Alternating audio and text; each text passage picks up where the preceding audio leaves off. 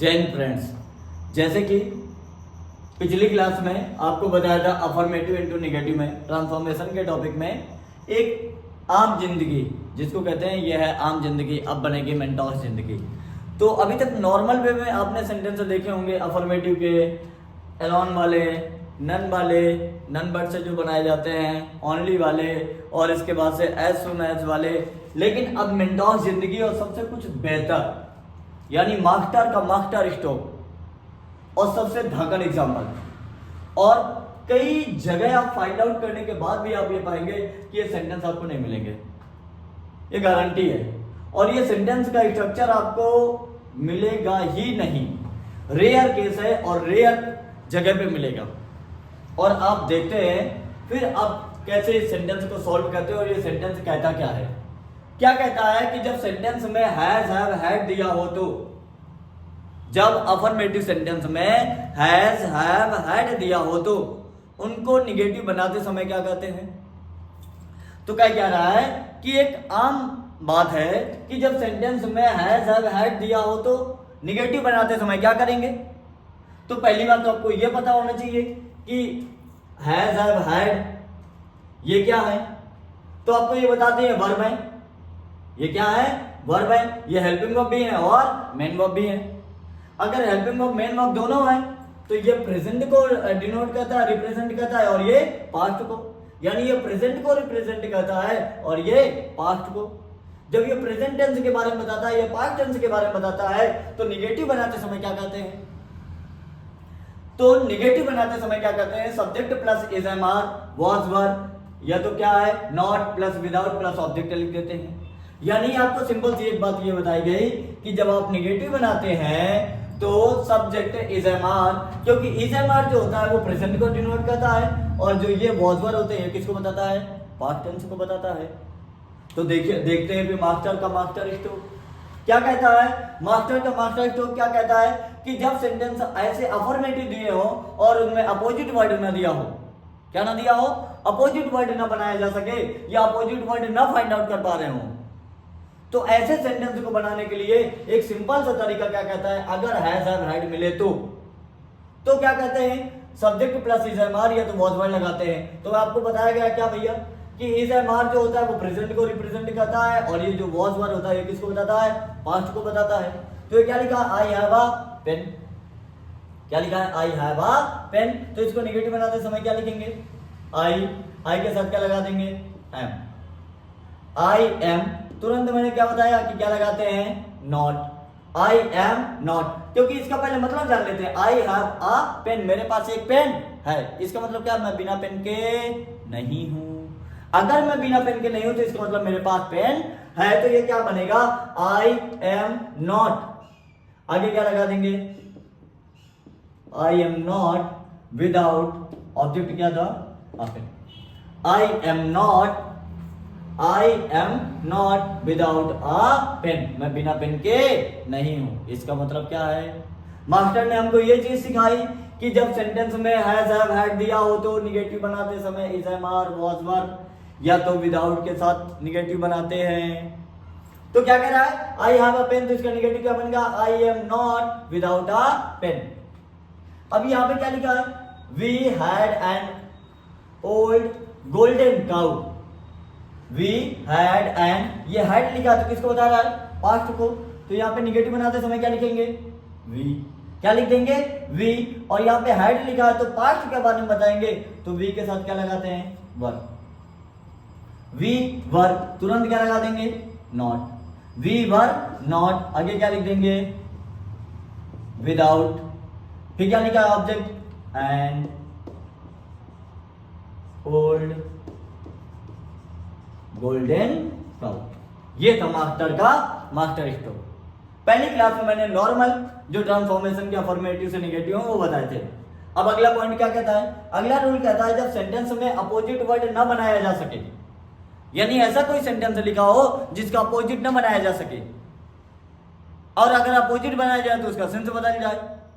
अगर अपोजिट बनाया जाए तो उसका सेंस बदल जाए, तो उसको कैसे बनाते हैं। तो क्या कह रहा है, रूल क्या कहता है, जब सेंटेंस में अपोजिट वर्ड ना बनाया जा सके तो निगेटिव बनाते समय फेल टू का प्रयोग करते हैं। किसका प्रयोग करते हैं, फेल टू का प्रयोग करते हैं। तो यहाँ पे आप ये वर्ड हाईलाइट कर सकते हैं और इसको नोट में लिख सकते हैं कि जब अपोजिट ना बनाया जा सके तो फेल टू का प्रयोग करते हैं। इसका प्रयोग करते हैं, फेल टू का प्रयोग करते हैं। जब फेल टू का प्रयोग करते हैं तो देखते हैं फिर से क्या लिखा है, ही सादा ताज। उसने क्या देखा है, ताज देखा है। अगर उसने देखा है तो इसका मतलब क्या है, वो ताज देखने से वंचित नहीं है, यानी वो ताज को देख चुका है। अगर वो देख चुका है तो इसको बनाएंगे कैसे, बनाने के लिए क्या करेंगे, ही लिखा है, ही की जगह क्या लिख देंगे, ही। और मैंने क्या कहा, यहाँ पे लगाते हैं फेल टू का प्रयोग करते हैं। और फेल टू का प्रयोग तब करते हैं, लेकिन आपको एक बात और बताई थी कि जब भी अफर्मेटिव से निगेटिव बनाते हैं तो नॉट का प्रयोग करते हैं। और जब नॉट लगाएंगे तो यहाँ पे क्या लिखा है, सॉ के अकॉर्डिंग वर्ब की सेकंड फॉर्म है, तो यहाँ पे क्या हो जाएगा, ही did not, he did not. आगे क्या लिख देंगे, फेल। आगे क्या लिख दिया, फेल। और फेल लिखने के बाद क्या लिखेंगे, टू क्यों लिख रहे हैं उसका एक लॉजिक बता दे रहा हूं, क्योंकि ये फेल भी वर्ब है और ये सा भी वर्ब है। कितनी वर्ब हो गई, दो।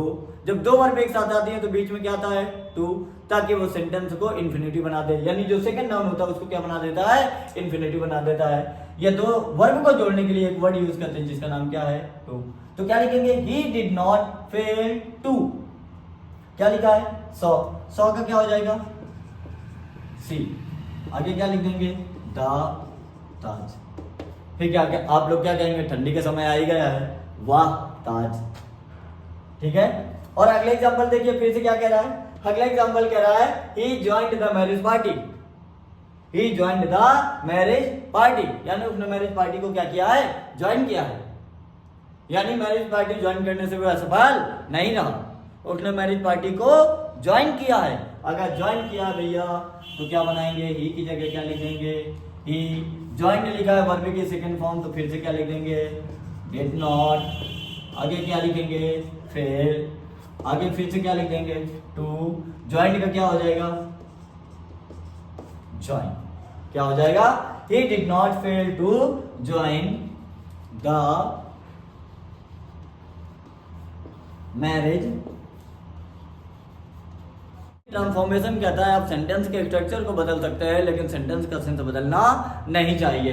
वैसे ही अगला टॉपिक, अभी इसमें बढ़ते हुए एक टॉपिक और उसमें कराया था, अगर सेंटेंस में एलोन या ओनली मिल जाए तो उसको निगेटिव बनाते समय नन बट का प्रयोग करते हैं। तो यहाँ से अब दूसरा वीडियो इसका ट्रांसफॉर्मेशन का स्टार्ट हो रहा है, अफर्मेटिव से निगेटिव वाला। तो एक वर्ड लिखा हुआ भैया, लिखा है अगर अफर्मेटिव सेंटेंस में एज सुन एज आए तो, अगर अफर्मेटिव सेंटेंस में एज सुन एज आए तो निगेटिव बनाते समय नो सूनर लिखते हैं। पहली बात तो ये पॉइंट क्लियर हुआ कि अगर अफर्मेटिव सेंटेंस में एज सुन एज आए तो क्या कहते हैं, निगेटिव बनाते समय नो सूनर का प्रयोग करते हैं। तो कहेंगे सर पहले तो ये आप बता दीजिए कि एज सुन एज और नो सूनर इनका पार्ट क्या होता है और ये वर्ड कैसे यूज होते हैं, क्योंकि ये डिग्री है। ये क्या है, डिग्री है। कौन सी डिग्री है, पॉजिटिव है, कंपैरेटिव है, क्या है। और एक वर्ड और लिखा है, नो सूनर के तुरंत बाद हेल्पिंग वर्ब लिखते हैं, क्योंकि नो सूनर जो वर्ड होता है वो एज एन इंटेरोगेटिव काम करता है। नो सूनर जो है वो एज एन इंटेरोगेटिव के रूप में यूज किया जाता है, क्योंकि इसको इंटेरोगेटिव के रूप में यूज करते हैं, इस वजह तुरंत क्या लिखते हैं, हेल्पिंग वर्ब लिखते हैं। और क्या लिखा है, कॉमा को हटा करके देन लगाते हैं, यानी जो एज सूनर से सेंटेंस से जुड़ा हुआ होता है उसमें कॉमा लगाया जाता है, और जो नो सूनर से जुड़ा होता है उसमें क्या लगाते हैं, देन लगाते हैं। पहली बात यहाँ तक क्लियर हो गई। और अगर आप ये एक टॉपिक देखेंगे, आप जो कंजंक्शन वाले टॉपिक में देखेंगे तो भी आपको यहाँ पे मिलेगा कि नो सूनर के साथ क्या लगाते हैं। नो सूनर के साथ कभी वेन लगा के दे दिया जाता है, कभी देन लगा के दे दिया जाता है। तो आपको ये भी पॉइंट याद लगा के रखना है कि नो सूनर के तुरंत बाद हेल्पिंग वर्ब लिखते हैं और उसमें क्या लगाते हैं, देन लगाते हैं। तो सबसे पहले तो आपको एक बात और बता दें कि जो एज सून एज होता है, कौन सी डिग्री होता है, पॉजिटिव डिग्री। कौन सी डिग्री होता है, पॉजिटिव डिग्री। और जो लिखा होता है नो सूनर, ये कौन सा डिग्री होता है, कंपैरेटिव डिग्री। पहली बात तो ये भी क्लियर हो गई कि as soon as positive degree होता है और नो सूनर हमारा कौन सा डिग्री होता है, कंपैरेटिव डिग्री होता है। यहां तक बात क्लियर हो गई। तो अगली बात यहां से फिर एक बार रिपीट करते हैं कि अगर अफर्मेटिव सेंटेंस में एज सुन एज आए तो निगेटिव बनाते समय नो सूनर लिखते हैं या नो सूनर का प्रयोग करते हैं। When we look as soon as in this sentence and trying to convert into negative, then we will use no sooner in the starting of this sentence. अगली बात क्या लिखा है, no sooner के तुरंत बाद helping verb लगाते हैं. So after no sooner we will add helping verb. And तीसरी बात क्या लिखा, कॉमा को हटा करके देन लगाते हैं. So after removing comma we will use then in negative. और आगे क्या लिखा है, एग्जांपल लिखे हुए कुछ लिखे हैं अफर्मेटिव से नेगेटिव बनाने के लिए. तो एक तो पहला लिखा है as soon as I reached the college the bell rang. जैसे ही मैं विद्यालय पहुंचा, जैसे ही मैं विद्यालय पहुंचा क्या हुआ, बेल बज गई. तो पहली बात तो ये कि भैया लिखा हुआ है यहाँ पर क्या, as soon as I reached the college. तो आपको क्या बताया गया कि एज सुन एज को हटा करके नो सूनर का प्रयोग करते हैं. एज सुन एज के तुरंत बाद क्या लगाते हैं, नो सूनर लगाते हैं, और नो सूनर के तुरंत बाद हेल्पिंग वर्ब का प्रयोग करते हैं. तो पहला वर्ड यहाँ पे देखेंगे आई लिखा है, और आई के तुरंत बाद क्या लिखा है, रीच. रीच्ड क्या है, वर्ब की कौन सी फॉर्म है, सेकंड फॉर्म. ये थर्ड भी हो सकती है, सेकंड भी हो सकती है. तो जब भी थर्ड फॉर्म आती है वो हमेशा तीन वर्ड लेके आती है, या तो हैज, या तो हैव, या तो हैड. ये तो सेंटेंस हमारा पैसिव वॉइस में होना चाहिए, लेकिन ये सेंटेंस में ना तो हैज है, ना तो हैव है, ना ही हैड है, और ये सेंटेंस हमारा एक्टिव वॉइस में लिखा हुआ है. इट मींस ये वर्ब की कौन सी फॉर्म है, सेकंड फॉर्म. कौन सी फॉर्म है, सेकंड फॉर्म. अगर ये वर्ब की सेकंड फॉर्म है तो इंटरोगेटिव बनाते समय हम क्या लगा देंगे, डिड. फिर क्या लिखेंगे, आई रीच्ड का क्या हो जाएगा, रीच द कॉलेज. कॉमा को हटा करके क्या लगाते हैं, देन. क्या लगाते हैं, then the bell rang. Clear. कहें तो मैं इसका एक फॉर्मूला भी लिखा दूंगा. इसको हटाने के बाद मैं क्या करता हूं, एक फॉर्मूला आपको लिखा दूंगा. और आगे क्या लिखा है, as soon as I saw the tiger I ran away. जैसे ही मैंने क्या किया, टाइगर को देखा, मैं क्या हो गया, भाग गया. तो एज सून एज को हटा करके क्या लगा देंगे, नो सूनर. जब आप इसमें यहाँ पे लगा दिए नो सूनर, तो आप कहेंगे सर यहाँ पे देन क्यों लगाया. तो पहली बात तो ये जो नो सूनर वर्ड होता है वो हमारा कंपैरेटिव डिग्री होता है. क्या होता है, कंपैरेटिव डिग्री. और जब कंपैरेटिव डिग्री की बात करते हैं तो कंपैरिजन कराने के लिए हमेशा एक वर्ड यूज करते हैं जिसका नाम है देन. क्या नाम है, देन. और सून का कंपैरेटिव डिग्री क्या हो गया, सूनर. सून का क्या हो गया, सूनर. तो यहां पे हमने देन इस वजह से लगाया है, पहली बात. और दूसरी बात ये, फिर यहां पे एग्जांपल लिखा as soon as I saw the tiger. तो जब as soon as I saw the tiger, तो इसको जब भी बनाएंगे हम निगेटिव, तो निगेटिव बनाते समय तुरंत क्या लगा देंगे, हेल्पिंग वर्ब. अब हेल्पिंग वर्ब कहां से लाए, तो यहां पे क्या लिखा है, सॉ. सॉ कौन सी है, वर्ब की सेकंड फॉर्म. क्योंकि first form, second form, third form, fourth form और फिफ्थ फॉर्म जो भी होती है वो क्या होती है, सी सा सीन. सी सा सीन, और इसके बाद होता है सीन. और अगर ये बात करें, यहां पे अगर लिखा हुआ है क्या, सॉ, और ये वर्ब की कौन सी फॉर्म है, सेकंड फॉर्म. तो इसको जब इंटरोगेटिव में बनाएंगे तो क्या लगा देंगे, डिड. डिड के बाद क्या लिखेंगे, आई. सॉ का क्या हो जाएगा, सी. और सी के बाद क्या लिख देंगे, द टाइगर. कॉमा को हटा करके क्या लगाते हैं, देन आई रैन अवे. खत्म. अगले एग्जांपल क्या लिखा है, हार्डली. क्या लिखा है, हार्डली. तो आप याद लगा के रखिएगा भैया, कभी भी अगर आपको हार्डली या स्कार्सली लिखा मिलता है, क्या लिखा मिलता है, हार्डली या तो स्कार्सली. जब भी आपको सेंटेंस में हार्डली या स्कार्सली लिखा मिले तो आप इसके साथ कंजंक्शन, एक वर्ड होता है जिसका नाम है व्हेन. क्या नाम है, व्हेन. हार्डली स्कार्सली के साथ तुरंत कंजंक्शन क्या लगाते हैं, व्हेन लगाते हैं, ना कि देन. तो कंजंक्शन का भी टॉपिक क्लियर हुआ क्या, कि नो सूनर के साथ देन लगाते हैं, और हार्डली और स्कार्सली के साथ कंजंक्शन क्या लगाते हैं, व्हेन लगाते हैं. तो जब भी हार्डली लिखा होता है तो हार्डली स्कार्सली का मतलब होता है ना के बराबर, बड़ी मुश्किल से. अब बड़ी मुश्किल से हैज, हैड, सॉरी यहाँ पे हैज नहीं है, क्या है, हैड राम सीन मी. बड़ी मुश्किल से राम ने मुझे देखा है, व्हेन ही कॉल्ड मी. ठीक है. अब ये देखिए भैया क्या लिखा है, hardly had Ram scene me when he called me. तो अगर हम इसको निगेटिव बनाएंगे तो हार्डली और स्कार्सली को हटा करके क्या लगा देंगे, नो सूनर.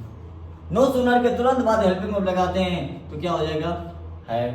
हैड के तुरंत बाद क्या लिखेंगे, राम. सीन का क्या हो जाएगा, सीन. क्यों हो जाएगा, क्योंकि यहाँ पे क्या लिखा हुआ है, हैड. आगे क्या लिख देंगे, सीन, मी की जगह क्या लिखेंगे, मी।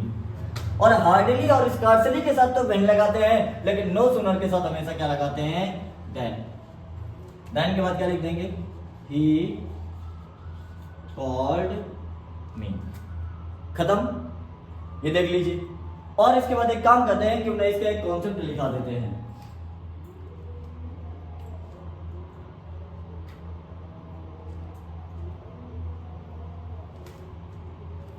एक कॉन्सेप्ट लिखा देते हैं, इसको रफ कर दें, देख लीजिए और रफ करें फिर।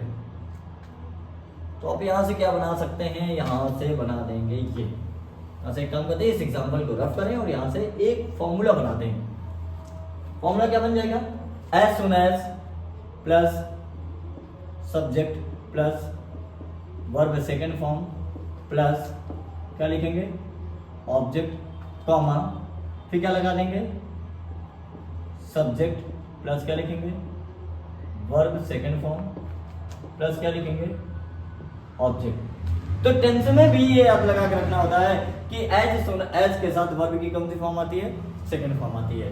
तो अब इसको जब निगेटिव बनाएंगे तो क्या लिखेंगे, नो सूनर। नो सूनर के बाद हेल्पिंग ऑफ, हेल्पिंग ऑफ लिखेंगे तो क्या लिख देंगे, डिड। डिड के बाद क्या लिखेंगे, सब्जेक्ट प्लस वर्ब की कौन सी फॉर्म आ जाएगी, बेस फॉर्म, प्लस क्या लिख देंगे, ऑब्जेक्ट प्लस क्या लिखेंगे, देन प्लस क्या लिख देंगे, सब्जेक्ट प्लस वर्ब की सेकेंड फॉर्म प्लस क्या हो जाएगा, ऑब्जेक्ट। ये फॉर्मूला है, इस फॉर्मूले से भी बना सकते हैं। क्या लिखा, as soon as I saw the tiger I ran away. तो अगर हम इसको निगेटिव बनाएंगे तो देखिए क्या लिखा, एज सून एज को हटा के क्या लिखते हैं, नो सूनर। नो सूनर के बाद डिड, फिर क्या लिखा, सब्जेक्ट, सब्जेक्ट क्या है, आई, तो क्या लिख देंगे, आई। वर्ब की बेस फॉर्म तो सॉ का क्या हो जाएगा, सी। ऑब्जेक्ट, ऑब्जेक्ट में क्या हो जाएगा, द टाइगर। कॉमा इन्वर्टेड का कॉमा को हटा करके क्या लगाते हैं, देन, तो क्या लगा दिया, देन। सब्जेक्ट लिखना है, सब्जेक्ट लिखेंगे, वर्ब की सेकंड फॉर्म, सेकंड फॉर्म, फिर इसके बाद लिख दिया। 203 एग्जांपल मैं आपको वर्क के लिए दे रहा हूं, जो आपको कमेंट करना है। पहला क्या है, लिखा है यू लाइक मी, इसको आपको क्या करना है, निगेटिव बनाना है। यू लाइक मी, इसको आपको निगेटिव बनाना है। अगला एग्जांपल लिखा है ही राइट्स अ लेटर, इसको आपको निगेटिव बनाना है। He was too fat to sit properly, इसको भी आपको क्या बनाना है, निगेटिव बनाना है। अगर इस वाले एग्जांपल को बनाने में आपको प्रॉब्लम आ रही है तो पिछला वीडियो जो मैंने रिमूव टू का पढ़ाया था उसको आप चेक कर लीजिएगा, रिमूव टू का वीडियो देखिएगा और ये श्योर बन जाएगा। अगर नहीं आता है तो भी इसके बाद मुझे बताइएगा, मैं इस पे प्रॉपर एक लेक्चर ले आऊंगा फिर से। और ही राइट्स अ लेटर, ये एग्जांपल मैंने करा दिए हैं। यू लाइक मी, ये सारे टाइप के एग्जांपल करा दिए हैं। तो ये एग्जांपल देखिए और इनको सॉल्व करिए। सॉल्व करने के बाद क्या है, अब आपके लिए बस केवल इतना ही आपसे रिक्वेस्ट करेंगे कि जो मास्टर एकेडमी है आपकी अपनी मास्टर एकेडमी, आप इसमें जितना प्रेम दिखा रहे हैं बहुत ज्यादा प्रेम दिखाया। इतनी उम्मीद नहीं थी, लेकिन 15 दिन के अंदर 200 के राउंड फिगर आने वाले हैं। प्लस अब इसको कोशिश ये करना है कि हमारा टारगेट ये है कि जल्दी से जल्दी 1K पहुंचाना है। 1K पहुंचाने के साथ 1K पहुंचेगा कैसे, 1K तभी पहुंचेगा जब आप इसको क्या करेंगे, शेयर करेंगे। जब आप इसको शेयर करेंगे, शेयर करिए, लाइक करिए, कमेंट करिए, जो आपको बेटर लगता है वो आप करिए, जो आपको बेटर लगता है वो आप करिए। क्योंकि अगर आप थोड़ा सा भी स्नेह दिखाते हैं तो हमारा जो मोरल है वो हमारा हाई हो जाता है। हमें ये लगता है कि जो हम एफर्ट कर रहे हैं, जो भी हम एफर्ट डाल रहे हैं आपके लिए, जो भी आपके लिए प्रयास किए जा रहे हैं, ताकि आपका जो आपकी इस बार की जो हमारी टैग लाइन है 90 पार, आपकी बार 90 पार जो टैग लाइन है, इसको संपूर्ण करने में, इसको कंप्लीट करने में आप लोग हमारा कोऑपरेट करें, यही आपसे हम्बल रिक्वेस्ट है। So please show some love on every video.